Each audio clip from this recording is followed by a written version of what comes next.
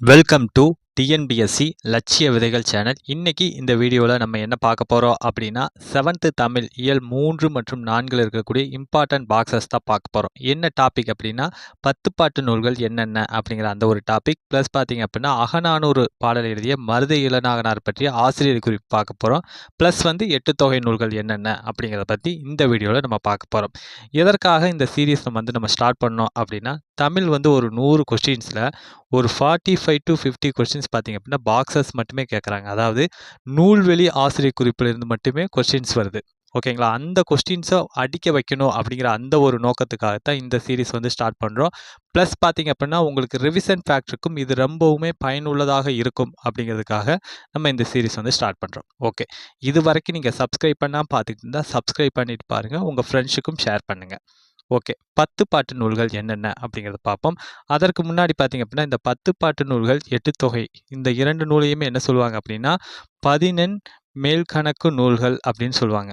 என்ன ரீசன் அப்படின்னா சங்க காலத்தில் எழுதிய நூல்கள் எல்லாமே என்ன அப்படின்னா 11 மேல்கணக்கு நூல்கள், சங்கம் மருவிய காலத்தில் எழுதின நூல்களை 11 கீழ்கணக்கு நூல்கள் அப்படின்னு வந்து சொல்லுவாங்க. ஓகே, இந்த 10 பாட்டு நூல்கள் என்னென்ன இருக்குது அப்படிங்கிறத பார்ப்போம். அதாவது திருமுருகாற்றுப்படை, பொருணராற்றுப்படை, பெரும்பானாற்றுப்படை, சிறுபானாற்றுப்படை, முல்லைப்பாட்டு, மதுரை காஞ்சி, நெடுநல்வாடை, குறிஞ்சிப்பாட்டு, பட்டினப்பாலை, மலைபடுகடாம். இந்த 10மே பார்த்தீங்க அப்படின்னா 10 பாட்டு நூல்கள். ஓகேங்களா? ஓகே, இது வந்து வெரி வெரி வெரி இம்பார்ட்டன்ட்.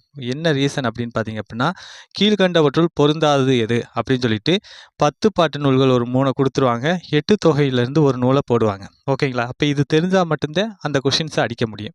இப்போ இன்னொன்று எப்படி கேட்பாங்க அப்படின்னா இது வந்து 11 மேல்கணக்கு நூல். ஓகேங்களா? இந்த 11 மேல்கணக்கு நூல்களை ஒரு 3 கொடுத்துட்டு 11 கீழ்கணக்கு நூல்களை ஒன்று கொடுத்துட்டு பொருந்தாதது எது அப்படிங்கிற மாதிரி கேட்பாங்க. இந்த 10 நூல்களுமே இம்பார்ட்டன்ட், மெமரி பண்ணிக்கிங்க. ஓகே, நெக்ஸ்ட் பார்த்தீங்க அப்படின்னா அகநானூறு. இதில் பார்த்தீங்க அப்படின்னா டாப்பிக்கில் வந்து அகநானூற்றை பற்றி ஒரு பாடல் கொடுக்கப்பட்டிருக்கும். அதாவது உலகு கிளர்ந்தென்ன உருக்கெழு வங்கம் புலவு திரை பெருகடல் நீரிடை போல அப்படிங்கிற அந்த வரிகள் தொடங்கும்.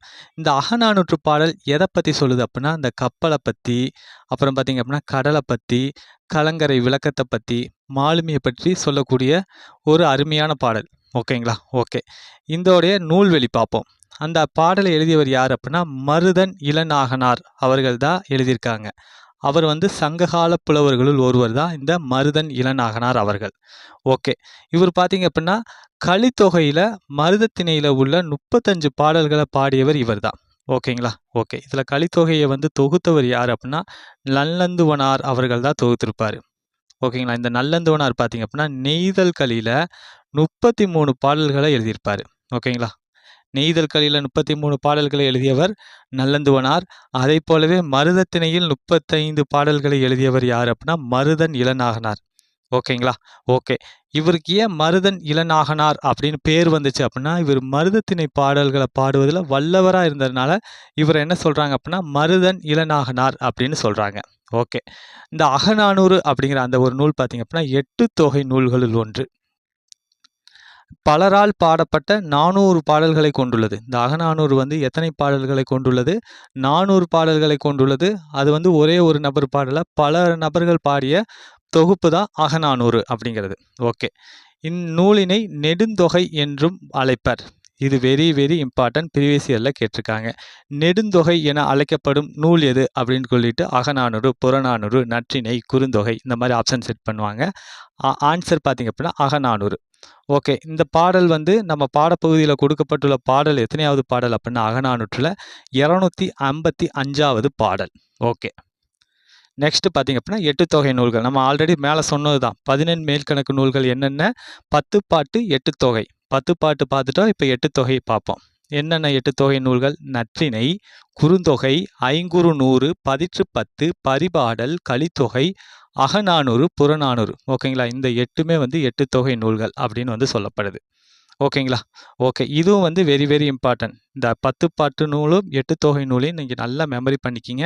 ஏன்னா பார்த்தீங்க அப்படின்னா கன்ஃபியூஸ் பண்ணி கேட்பாங்க. இதுலேருந்து ஒரு நூலை கொடுத்து மிச்சம் 3மே 10 பாட்டு நூலாக கொடுப்பாங்க. இல்லை அப்படின்னா 11 கீழ்கணக்கு நூல்களை ஒன்று கொடுத்து மிச்சம் எல்லாமே இந்த 8 தொகை நூல்களில் ஒன்று கொடுப்பாங்க. எப்படி கொடுத்தாலுமே இதை நீங்கள் மெமரி பண்ணிட்டீங்கன்னா அந்த கொஷின்ஸை உங்களால் எடுத்துட முடியும். ஓகே, இதில் பார்த்தீங்க அப்படின்னா சில நூல்களுக்கு வந்து அடைமொழி இருக்குது, அதையும் நம்ம பார்ப்போம்.